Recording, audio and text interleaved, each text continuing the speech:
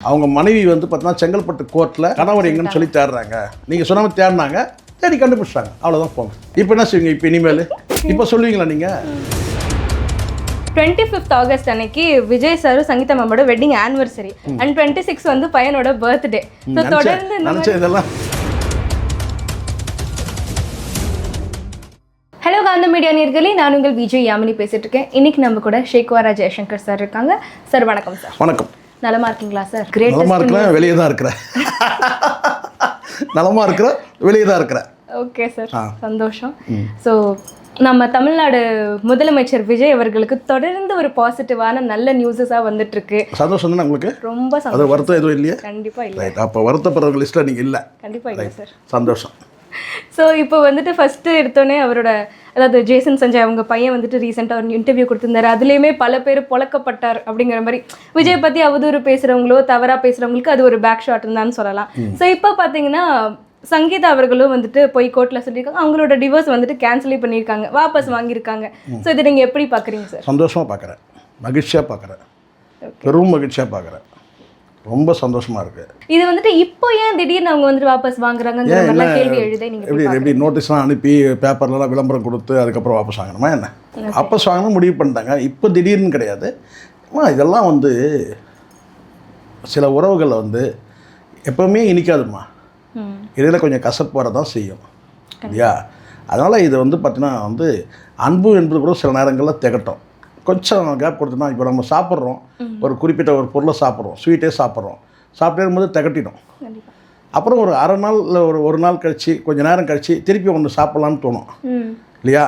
அது மாதிரி தான் இது அன்பு கூட அப்படி தான், கொஞ்சம் திகட்ட தான் செய்யும். நீண்ட வந்து வாழ்க்கையில் வந்து சில மனமாச்சரியங்கள் இது வந்து ரெண்டு பேருக்குள்ளே மட்டுமே வராது, மூன்றாவது நபர்களால் வரும், குடும்பத்தில் இருக்கிற மூன்றாவது நபர்களால் வரும், சொந்த பந்தங்களால் வரும், பணமுடை ஏற்பட்டால் வரும். இப்படி பல விதமான இது இருக்குது. அதில் வந்து குடும்ப உறவுகளில் வந்து பார்த்தீங்கன்னா ஒரு சின்ன ஒரு விரிசல் வருது அப்படின்னு சொன்னால் அது வந்து பார்த்தீங்கன்னா அந்த விரிசல் வந்து பார்த்தீங்கன்னா வந்து தானாகவே வந்து ஒட்டிக்கும் அப்படிங்களா?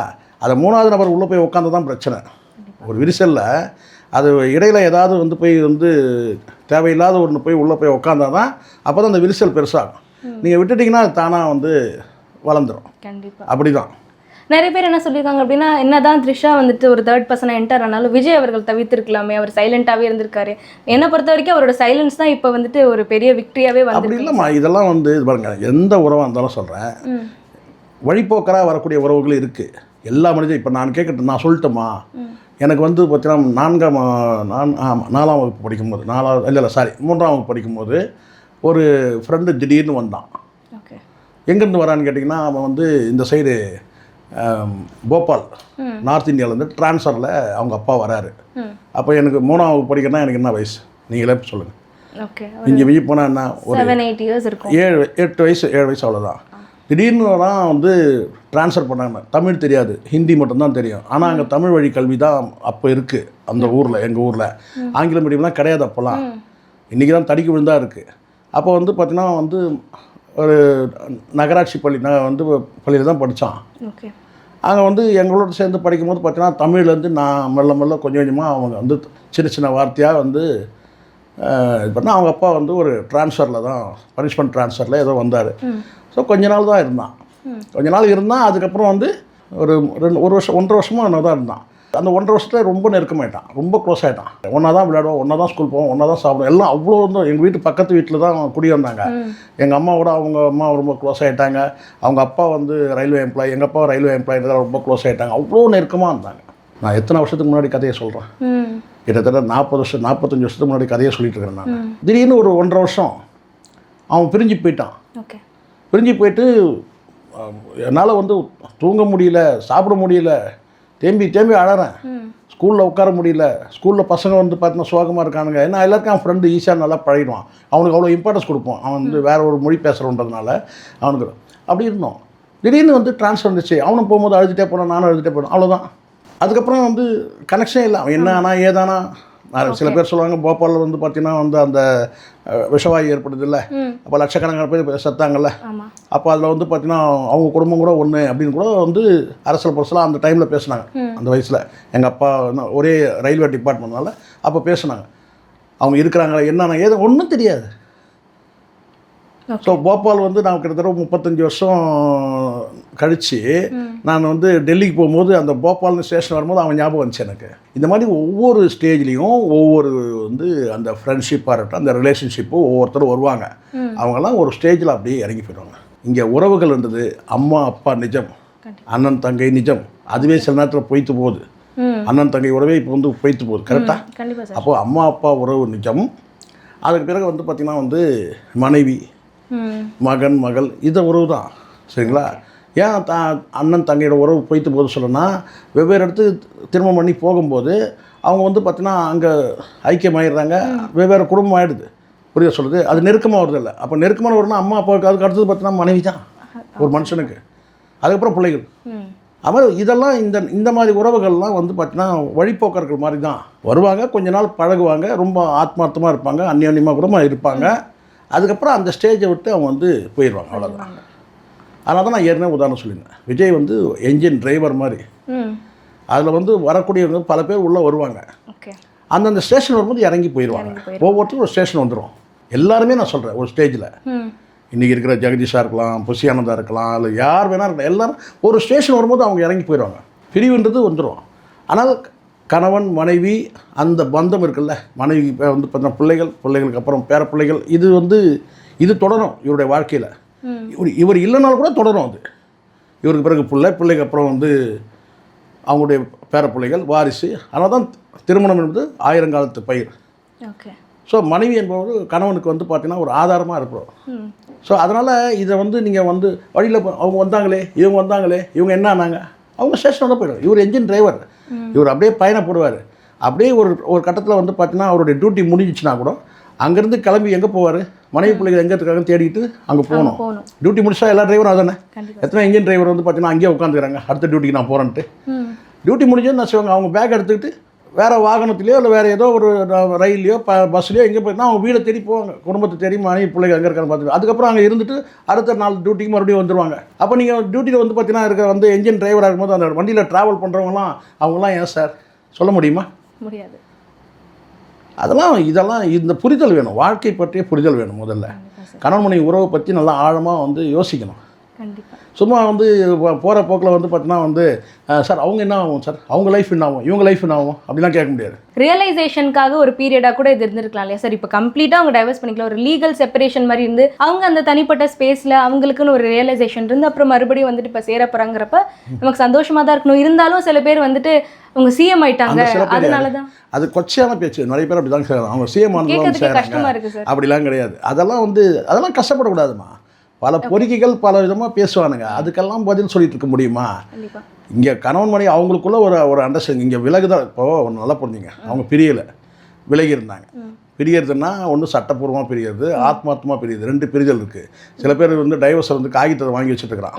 இது டைவர்ஸை காகிதத்தை வாங்கி வச்சுட்டு இல்லை பேப்பரில் வாங்கி வச்சுட்டுருக்கிறான் பல பேர். சில பேர் ஆத்மார்த்தமாக பிரிஞ்சவங்களும் இருக்கிறாங்க. சரிங்களா? அந்த மாதிரி இவங்க வந்து பிரியலை. ஒரு மனக்காயங்கள், ஒரு விலகல், அதுக்கப்புறம் அவங்க சட்டப்பூர்வமாக வந்து ஒரு ஸ்டெப் எடுத்து வைக்கிறாங்க. அதுக்கப்புறம் அந்த ஸ்டெப்பு வேண்டாம்னு சொல்லி ரிவர்ஸில் வராங்க. இதில் என்ன இருக்குது?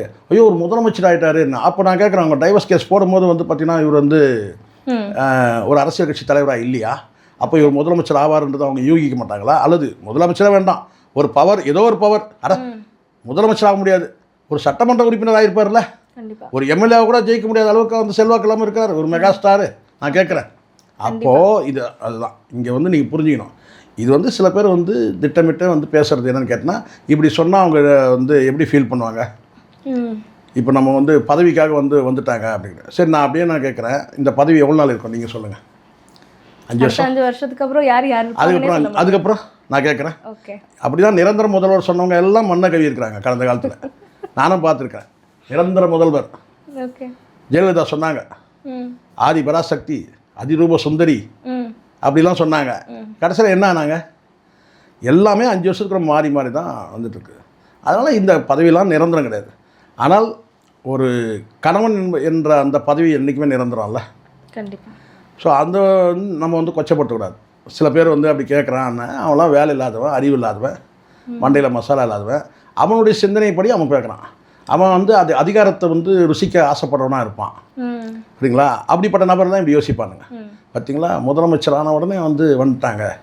ஏன்னா அவன் வந்து அவனுக்கு வந்து அந்த முதலமைச்சர் அந்த பதவி வந்து பார்த்தீங்கன்னா வந்து ஒரு பெரிய பதவியாக நினைக்கிறான். புரியுதுங்களா? அதனால அவன் அப்படி நினைக்கிறான். பட் வந்து இதை வந்து விஜய் வந்து என்னைக்காவது சொன்னாரா, எப்பயாவது பேசினாரா? அப்படி கிடையாது. விஜய் அவர்களுக்கு சொல்றாங்க அந்த சட்டசபையில் ஒரு ஃபேஸ் ரொம்ப பிரைட்டாக இருந்துச்சு, ரொம்ப ஹாப்பியாக இருந்தாங்க. அதுதான் நான் சொல்கிறேன். இது பாருங்க, நல்லா ஒன்று புரியுங்க. எதிர்க்கட்சிகள், அவரை சுற்றி இருக்கக்கூடிய தீய சக்திகள், எதிர்க்கட்சி அரசியல் இருக்கக்கூடிய நரி சக்திகள், புதுசாக சொல்கிறேன் ஒன்று, தீய சக்திகள் மற்றும் நரி சக்திகள், இவங்கெல்லாம் வந்து கேட்டால் எந்த வகையிலாவது ஒரு பலவீனம் அடைவாரான்னு நினைப்பாங்கல்ல. கண்டிப்பாக. எந்த எதிர்க்கட்சி வந்து பார்த்தீங்கன்னா ஆளுங்கட்சியில் இருக்கிற வந்து ஒரு பலமாக இருக்குன்னு நினைப்பாங்க. கீழே வந்து மேடைக்கு கீழே இருக்கிற நபர்கள் வந்து குரல் கொடுத்தால் கூட கண்டிக்கணுமா வேண்டாமா? கண்டிப்பாக. அட்லீஸ்ட் அதை இக்னோராவது பண்ணிட்டு சரி, இருக்கலாம். அது ஆமாம், கண்டிக்கிறல. அதை வந்து கண்டிக்காமல் அது மேலே ஒரு வார்த்தையை நீங்கள் போட்டு பேசுனீங்க, அது ஒரு பக்கம் இருக்கட்டும். வாகனத்தில் கைது பண்ணி கூட்டிட்டு வந்து உங்களை கூட்டிகிட்டு போகிறாங்கன்னு வச்சுங்க. அப்போ நீங்கள் வந்து வாகனத்தை படிக்கட்டில் நின்று என்ன பேசுகிறீங்க? த்ரிஷா புருஷன் சொன்னீங்களா இல்லையா? சொல்லலாமா? அதை த்ரிஷா புருஷனை கண்டிக்கின்றோன்னு சொல்லும் போது நாளைக்கு உங்களுடைய ஆட்சி வருது, உங்களே கண்டித்து பேசும்போது உங்கள் மனைவி பேரை சொல்லி சொல்கிறாங்கன்னு வச்சுக்கோங்க, அப்போ எப்படி இருக்கும்? இதாவது நீங்கள் ஒரு நடிகை பற்றி சொல்கிறீங்கம்மா, நாளைக்கு உங்களுடைய மனைவியே சொல்கிறாங்கன்னு வச்சுங்க, பேரை சொல்லி புருஷனை கண்டிக்கின்றோம் சொன்னால் நல்லா இருக்குமா? சொல்லுங்கள், மனசாட்சி. அதை நீங்கள் கண்டிச்சிங்களா? இனிமேல் வந்து ஒரு நடிகையை மையப்படுத்தி, ஏன்னா நீங்கள் அதை வந்து பார்த்தீங்கன்னா பலவீனமாக வந்து பயன்படுத்தணும்னு நினைக்கிறீங்க. ஏன்னா வந்து அதுக்காக வந்து பார்த்தீங்கன்னா வந்து முன்னாடி நடந்த சம்பவங்களை மேற்கோள் காட்டி நாங்கள் என்ன பொய்யா சொன்னோம், உண்மையாக கூட இருக்கட்டும், அதை எதுக்கு நீங்கள் சொல்கிறீங்க? டிஃபேம் எதுக்கு பண்ணணும்? நீங்கள் உங்களுக்கு நோக்கம் என்ன? அப்போ அதன் மூலமாக உங்களுக்கு நீங்கள் வந்து பார்த்தீங்கன்னா அரசியல் ரீதியாக உங்களை வீழ்த்த முடியாது, தனிப்பட்ட விஷயத்தை எடுத்து வீழ்த்தலாம்னு நினைக்கிறீங்க. மனைவியை அப்பா எங்கன்னு இவர் தேடுறீங்கன்னு சொல்லி கேட்கும்போது சட்டசபையில் பதில் கொடுத்துடணும். ஆனால் வழக்கு போட்டாங்கன்ற ஒரே காரணத்துக்காக சட்டமன்றத்தில் நீங்கள் என்ன சொன்னீங்க? அப்பா எங்கன்னு சொல்லி இவர் கேட்குறாரு. அவங்க மனைவி வந்து பார்த்தீங்கன்னா செங்கல்பட்டு கோர்ட்டில் கணவர் எங்கன்னு சொல்லி தேடுறாங்க அப்படின்னு நீங்கள் வந்து சொன்னீங்கல்ல. இப்போ வந்து என்ன சொல்லுவீங்க? அவங்க தேடலை, தேடி வாங்கிட்டாங்க. இல்லை, தேடலை. நீங்கள் சொன்ன மாதிரி தேடினாங்கன்னு வச்சுப்போம். நீங்கள் சொன்ன மாதிரி தேடினாங்க, தேடி கண்டுபிடிச்சிட்டாங்க, அவ்வளோதான். போங்க. உங்கள் கேள்விக்கு பதில் அதுதான். செங்கல்பட்டு கோர்ட்டில் வந்து கணவனை மனைவி தேடினாங்க, கணவரை தேடி கண்டுபிடிச்சிட்டாங்க, அவ்வளோதான். போங்க. இப்போ சேர போகிறாங்க. இப்போ என்ன செய்வீங்க? இப்போ இனிமேல் இப்போ சொல்லுவீங்களா நீங்கள்? நான் ஒரு தடவை த்ரிஷாவை பற்றி கேட்கும்போது கூட த்ரிஷா வந்துட்டு விலகிட்டாங்க அப்படின்னு சொல்லும்போது இல்லை, விஜய் அவர்கள் விலகிட்டாரு அப்படின்னு சொல்லி. ஸோ இப்போ வந்துட்டு அவங்க உண்மையிலே பார்த்தா அவங்க விலகிட்டாங்கன்னு போது என்ன, அவங்க பார்த்து ஏதோ பிச்சை போட்ட மாதிரி இருக்கு, அவங்க விலகிட்டாங்கன்னு. அவங்க விலகலை, இவர் விலக்கிட்டார். த்ரிஷா அவர்கள் தான் தீய சக்தி விஜய்க்கு எனக்கு தெரிஞ்சு. இப்போ வந்துட்டு அவங்க 2 பேரும் சேர போகிறாங்க. இப்போ என்ன இன்ட்ரெஸ்டிங்கான ஃபேக்ட்? யார் 2 பேரும் சேர போகிறாங்க? விஜய் சாரும் சங்கீதா மேம் ஆல்ரெடி சேர்ந்துட்டாங்கம்மா. நீங்கள் திருப்பி சேர போகிறாங்கன்றீங்க. இப்போ வந்துட்டு வழக்கு வாபஸ் ஆகிட்டாலும் சேர்ந்துட்டாங்கம்மா. இப்போ என்ன உங்களுக்கு என்ன வந்து ஊர் முழுக்க நோட்டீஸ் எல்லாம் போட்டு இல்லை திருப்பி ஏதாவது என்ன வந்து பார்த்தீங்கன்னா ஏதாவது திருமண பத்திரிக்கை அடிக்கணும் உங்களுக்கு? நான் கேட்குறேன். ஸோ அதாவது வழக்கு வாபஸ் வாங்கியாச்சு. வழக்கு வாபஸ் வாங்கினாலே அவங்க வந்து சேர்ந்துட்டாங்க. அவங்க வீட்டில் இருக்கிறாங்களா, அங்கே போயிட்டாங்க, ஆல்ரெடி அவங்க வீட்டில் தான் இருக்கிறாங்க. விடுங்க, வீட்டில் இருக்கிறாங்க. அவங்க வந்து இப்போ பேசிட்டு தான் இருக்கிறாங்க. இன்றைக்கி தான் அவங்க தான் சமைச்சிருக்கிறாங்க. இன்றைக்கி அவர் சாப்பிட்டாரு, அவங்க சமையல் தான் சாப்பிட்டாரு. இன்னும் என்ன வேணும் உங்களுக்கு? சொல்லுங்க. அவ்வளோதான், முடிஞ்சிச்சு. அவ்வளோதான், சப்ஜெக்ட் முடிஞ்சிச்சு. இந்த மந்த்லேயே வந்துட்டு பார்த்தீங்கன்னா விஜய் சாருக்கு பாசிட்டிவாக தான் நிறைய விஷயம் வந்துருக்கு. அதுவும் இப்போ இன்ட்ரெஸ்டிங்காக என்ன இருக்குன்னா அப்படின்னா 25th ஆகஸ்ட் அன்னைக்கு விஜய் சாரும் சங்கீதா மேமோட வெட்டிங் ஆனிவர்சரி அண்ட் 26 வந்து பையனோட பர்த்டே. ஸோ தொடர்ந்து நினச்சேன் இதெல்லாம்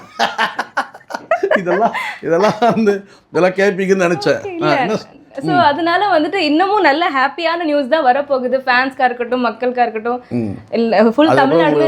நான் தான் சொல்கிறேன்மா. அதுக்கப்புறம் இந்த விநாயகர் சதுர்த்தி பண்டிகை வேறு இருக்குது. அதுக்கு பிறகு இன்னொரு பண்டிகை வந்து தீபாவளி இருக்குது, கிறிஸ்மஸ் இருக்குது.